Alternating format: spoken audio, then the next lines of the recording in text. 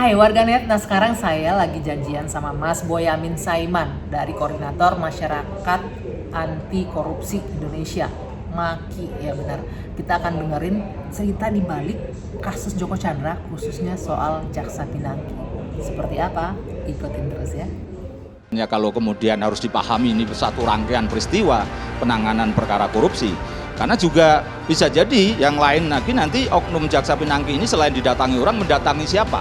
Kalau secara elektrikal kebakarannya gedung Kejaksaan Agung itu tidak wajar.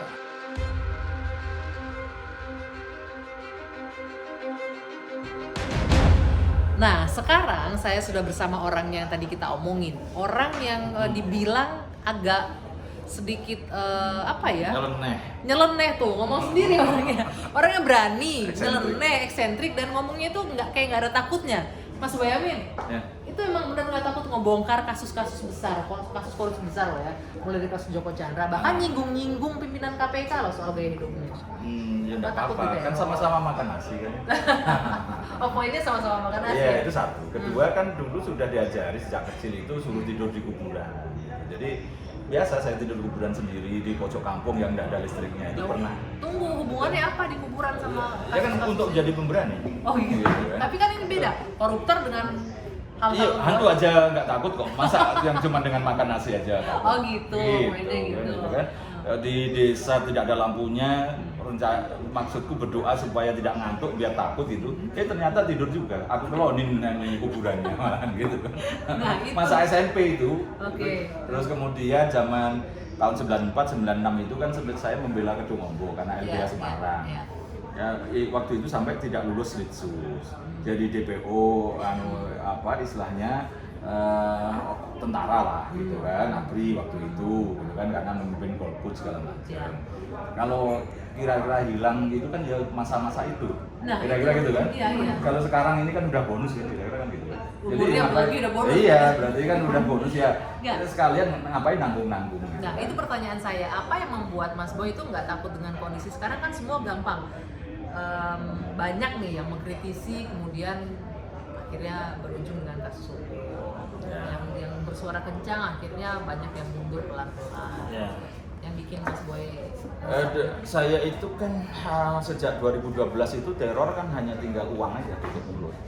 Terakhir saya diculik orang itu 2011. Tapi culikannya juga lucu, masa diculik diserahkan polisi. Alasannya kemudian dilaporkan pencemaran nama baik gitu kan. Oh gitu. Ya saya seneng-seneng aja kalau begitu. Teror gitu. apa sih yang paling, kalau bisa dibilang mengerikan ya netizennya, apa? Tidak saya sebutkan. Kasihan nanti netizen menjadi kurang semangat kan gitu kan. Makanya saya kasihkan tadi yang lucu-lucu aja. Diculik tapi ternyata dibawa kantor polisi gitu kan. Dikira polisinya mendukung dia kan gitu kan, 9 orang gitu kan. Nah, kalau menculik kan berarti dia niatnya juga bukan menculik, itu hanya untuk neror aku aja supaya mencabut suratku apa di Jambi sana. Itu sering begitu ya? Iya, sekali aja. Sekali aja. Sekarang enggak ada. Ya, pertanyaan saya kemudian ini Mas Boy, maaf saya potong. Dari mana sih sumber-sumber buktinya?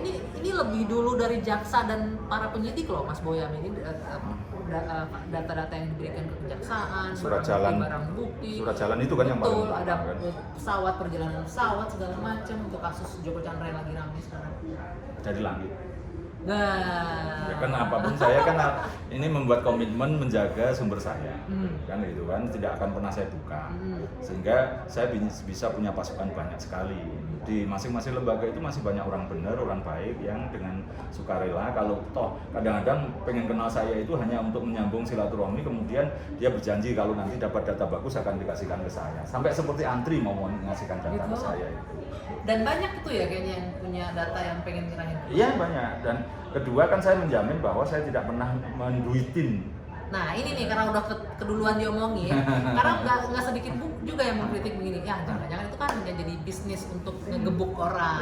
Tolong dong pesan ini hajar si Anu, tolong hajar si A, hajar si B gitu. Kan ada juga yang begitu, saya tidak menafikan itu. Maka saya sekian lama membangun integritas dan juga membangun relasi itu kan sudah lama sejak, artinya Orde Baru juga sudah. Kalau urusan anti korupsi memang sejak tahun 2000.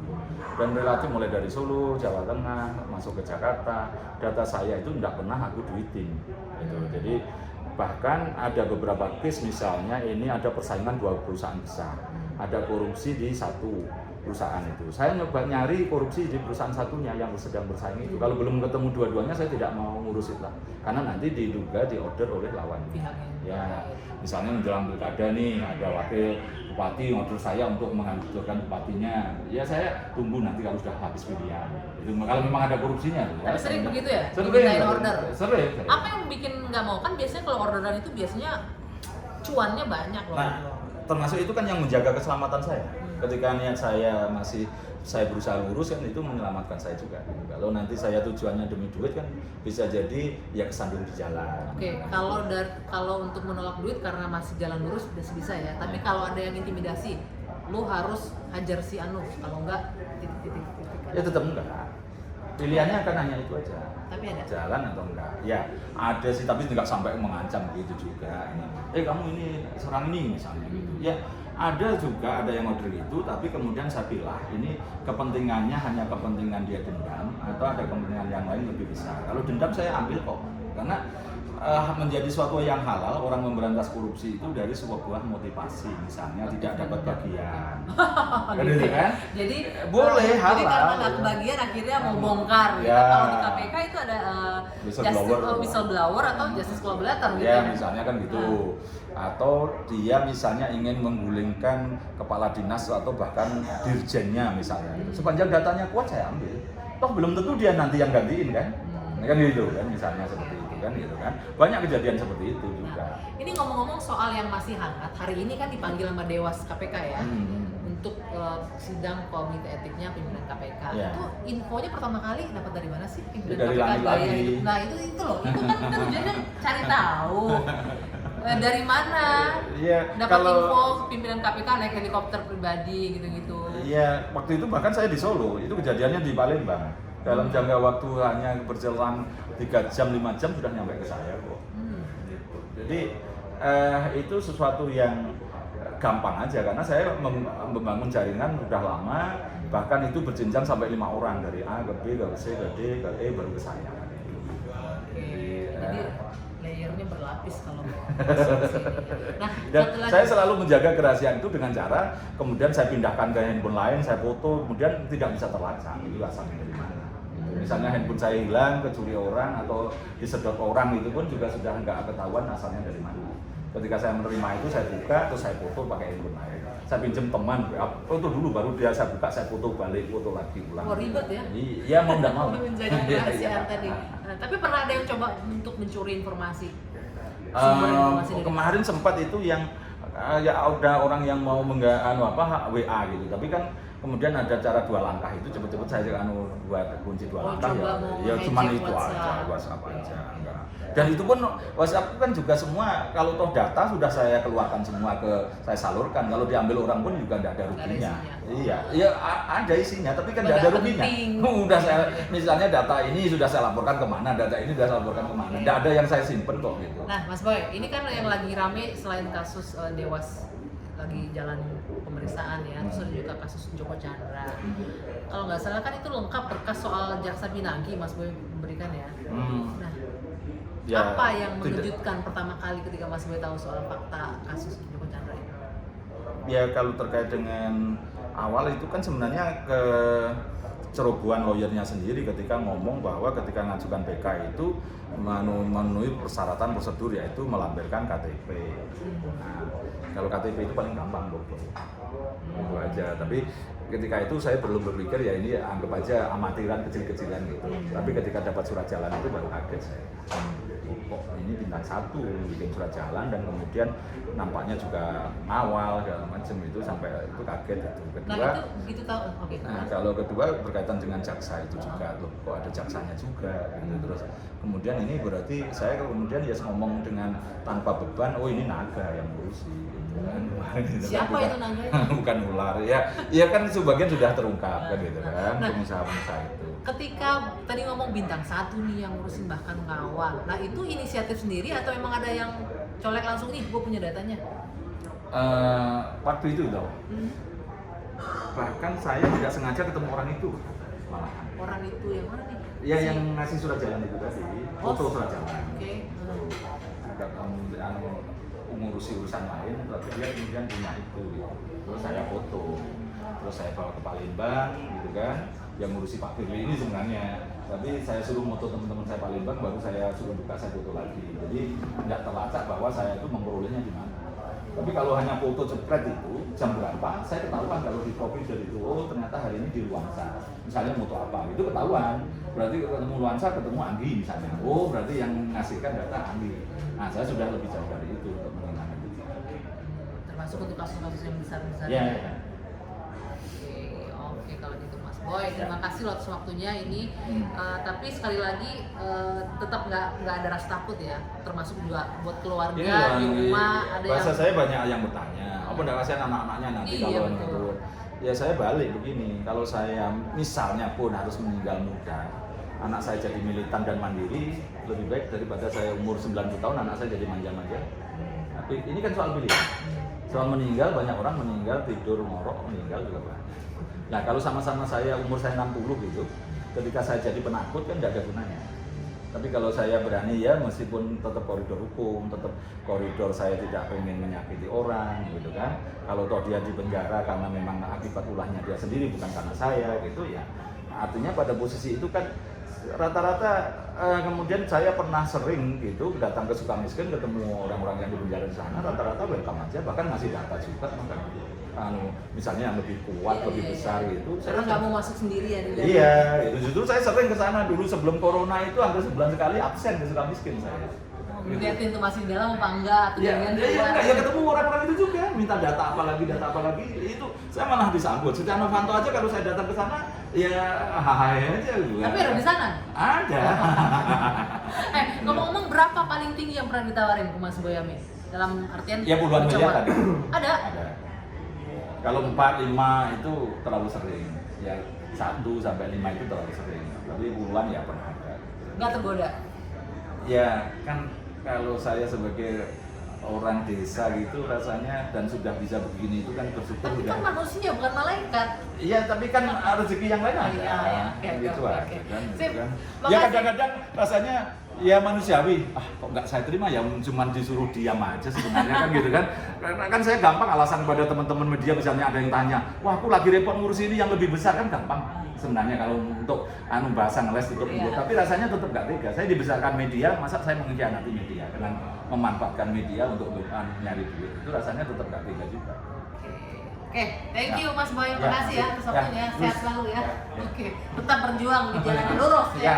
Oke, thank you. Alhamdulillah. Oke, itu tadi Boyamin Saiman. Nah, kita akan cari lagi informasi lain dan menarik di Zoom episode berikutnya. Bye.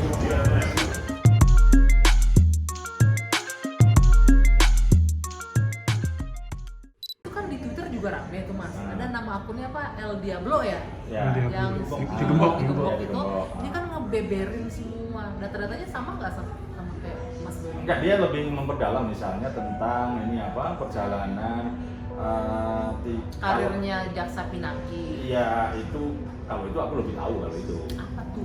Cerita dong. Tapi maksudnya yang dia perdalam itu adalah tentang sewa pesawatnya pribadi. Itu kan bahkan sampai manifestnya pesawat PKTWE gitu kan sampai ada semua itu dia yang memang Itu benar? Benar. Terkonfirmasi? Terkonfirmasi. Jaksa Pinangki membayar sendiri? Oh bukan, kalau itu kan lain. Itu kan membayar tiket kepada itu aku yang punya.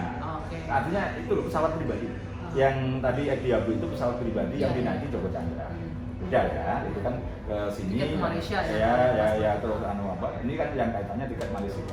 Saya memang dapat sendiri bahwa Pinangki membiayai Anita. Itu artinya kan kalau ini dalam rangka sosial kan nggak mungkin mengurusi ya. Artinya kemudian saya menyambungkan ketika Pinangki pasti ada suatu pamrih itu diduga itu tadi akan kalau berhasil mengurusi fatwa dan Joko Chandra bebas maka akan dapat janji berupa 10 juta US. Dan itu pun diduga dikamuflase dalam bentuk transaksi saham perusahaan Powerbank atau ya. Jadi kalau Diablo memperdalam itu yang kaitannya pesawat pribadi yang dinaiki Joko Chandra. Sama ada perjalanan karir dan kehidupan pribadinya Jaksa Pinangki dibongkar habis kan sih? Lebih banyak aku. termasuk yang Itu kan dia belum ngomong hakim, padahal kan bukan hakim, kan bukan jaksa. hakim. Oh, sesama jaksa ya? Iya. jaksa itu masih aktif nggak sekarang? Sudah meninggal. Oh, sudah meninggal. Jadi benar ceritanya sudah meninggal itu? Iya, terus menikah lagi dengan Yogi.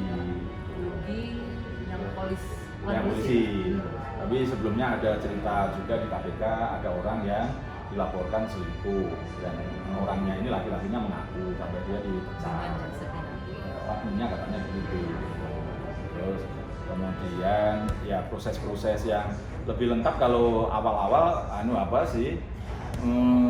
wartawan Hersu Bono Arif itu lebih lengkap karena dia dari ponakannya dan dari istrinya. Tapi sekarang ditutup nggak tahu kenapa video YouTube-nya. Gitu. Nah itu tapi saya juga masih lebih banyak dari itu juga. Apa dong yang bisa dibagi, yang di-share, yang bisa dikonsumsi? Enggak kan, Apa? selaku detektif swasta urusan korupsi saya kan tidak ngurusi urusan pribadi. Iya, nah itu dia makanya saya baru ngomong. Kalau tidak terkait dengan korupsi, Betul. misalnya Nur Hadi kemarin, karena istrinya itu diduga bertemu dekat, katakanlah punya pacar lah gitu kan, dengan orang lain. Nah orang lain itu kan minta digunting sehingga ketahuan nanti persembunyiannya itu akan buka dan belakangan kan setelah tertangkap gitu kan, sebelumnya kan tidak mungkin saya ceritakan. Nah kalau dengan Pinangki, ya setahu saya dia punya suami, terus meninggal gitu kan. Tapi pada saat suaminya meninggal, nampaknya ketika sakit pun tidak ngurusi gitu kan, ya karena masih muda kan gitu kan, dan nampaknya sudah ini punya rencana mau menikah lagi dengan orang lain karena suaminya sudah tua sakit-sakitan. Tapi karir dia sebagai jaksa itu bagaimana Mas Yoga? Memang seorang jaksa dengan Oh enggak, kan pernah waktu di Cibinong tugas pertama aja dia sudah bermasalah dan dihukum satu tingkat karena dianggap melangkahi pimpinan. Terus kemudian berikutnya ya cuma di administrasi. Belum pernah setahu saya apalagi dia nuntut kasus korupsi atau nyidik kasus korupsi belum pernah. Dia kemudian karena di perencanaan itu karena memang ya nampaknya posisinya pengetahuan, pengalaman dan ilmunya yang di situ aja. Bukan seperti yang digambarkan jaksa lebat yang profesor dan investigator itu. bukan masuk kategori itu. Bukan, saya kan apalagi kalau penanganan korupsi kan saya tahu bentolan-bentolannya. Tapi ngomong-ngomong kalau juga nggak sekarang katanya lagi ada kaitannya juga dengan petinggi tingkat sama yang benar nggak sih? Nah. Informasi yang masuk. Hah? Hah? Jawab bang, jangan nahan. Kaget ya? Kaget apa pura-pura kaget? Pura-pura kaget. Sih ngejawab ya. Ya wes kalau gitu, thank you Mas Boy Ya, ya. makasih ya.